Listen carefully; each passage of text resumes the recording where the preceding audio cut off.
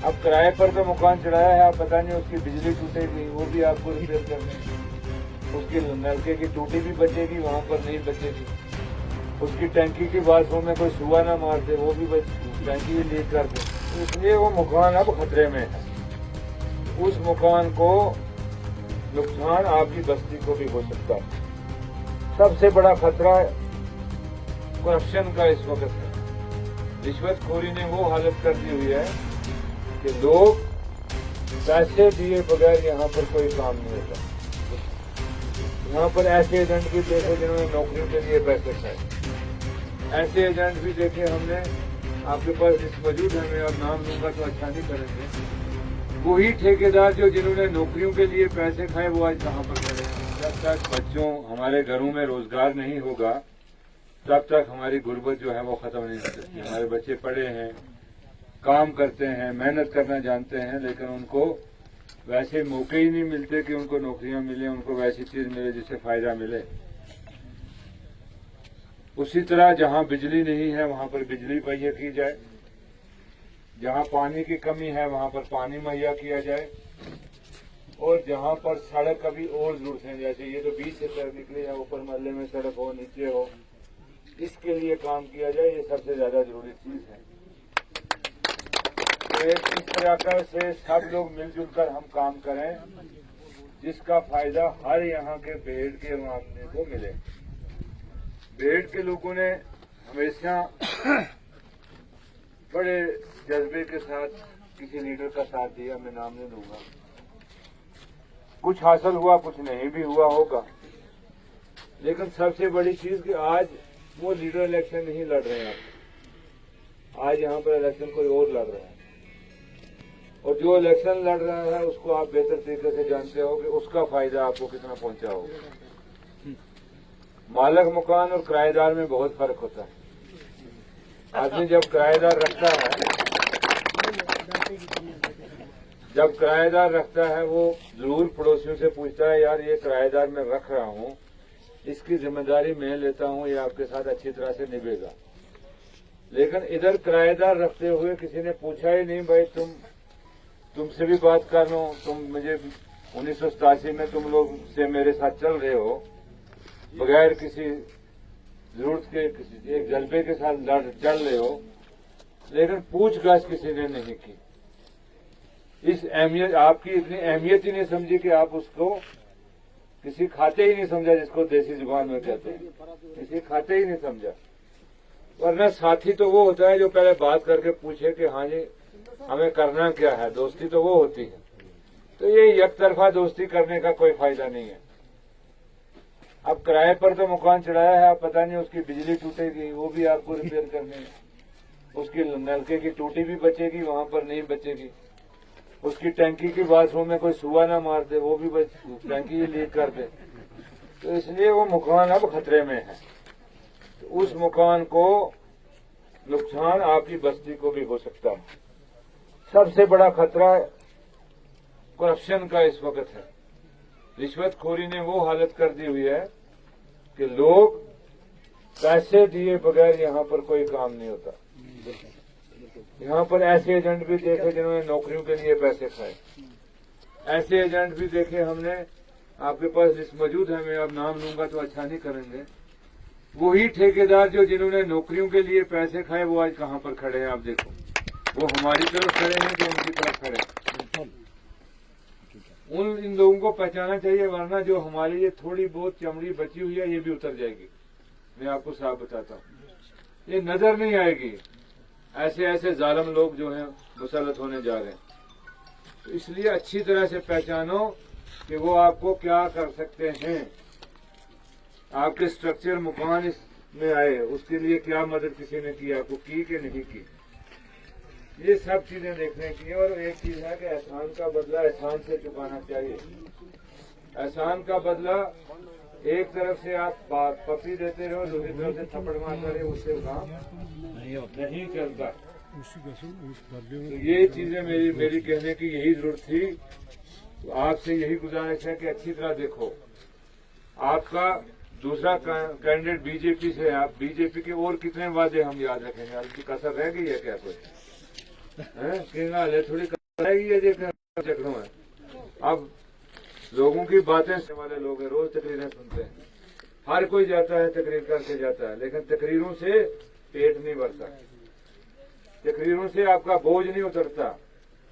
तकरीरें लच्छेदार चलेंगी, इधर से उधर 6, 26, 27, 28, 29, 30।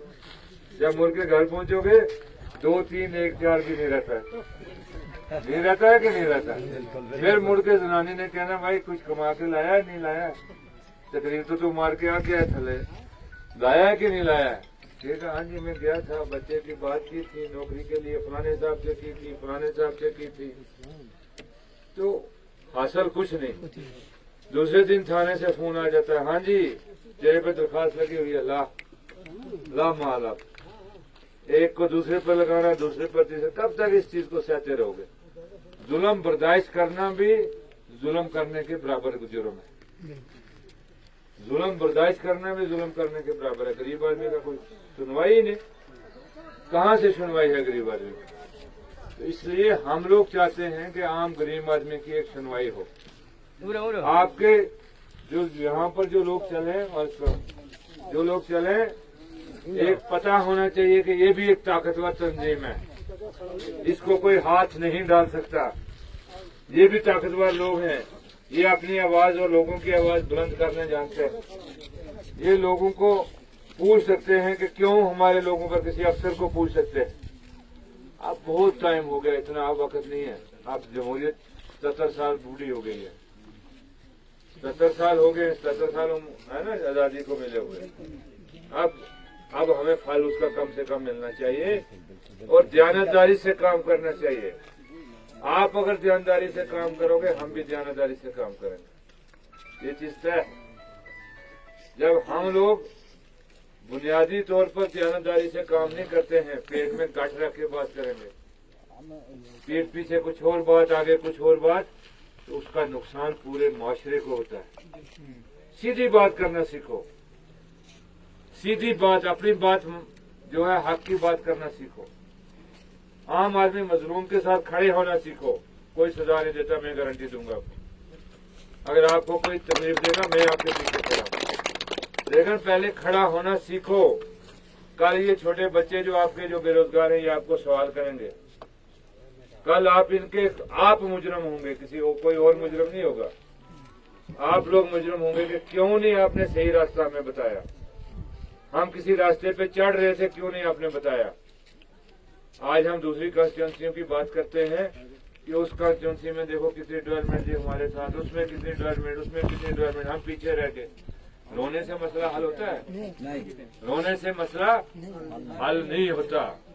लीडर वो होना चाहिए जो रोना बंद करवाए, जो तुम्हारे चेहरे पर हंसी लाए।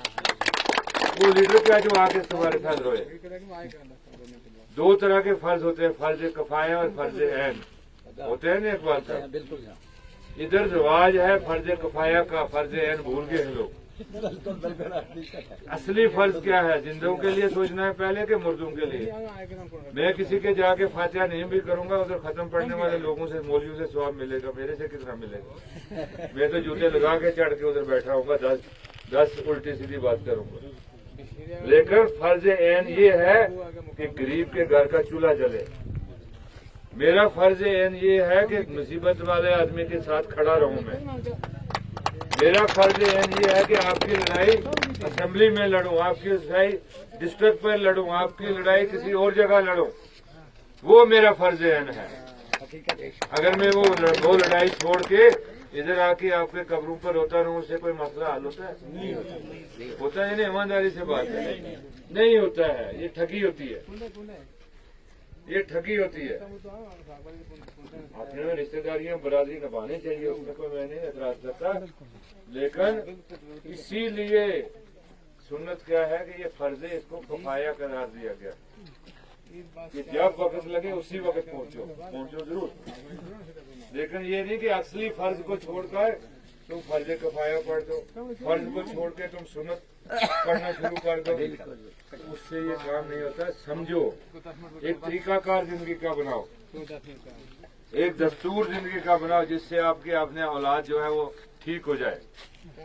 आप किसी वक्त 35 किलो राशन लेते थे, आज 5 किलो राशन फूड स्टोर से आपको मिलता है। वो भी किसी ने 40 रुपए किलो राशन हो गया हुआ है। वो भी नहीं था, तो किसी अमीर ने किसी चंगा बंदा ने खाया जाए। बिल्कुल। तो इसलिए उस गरीब आदमी की आवाज बनना शुरू करो। आप लड़ाई ये लड़ना चाहते हो नहीं चला, मुझे बताओ जितने यहाँ लोग मौजूद हैं, आप इस लड़ाई को लड़ना चाहते हो, दिल से लड़ना चाहते हो कि आपको आवाज नहीं है पीछे क्या? बोलो ऊंचे बोलो।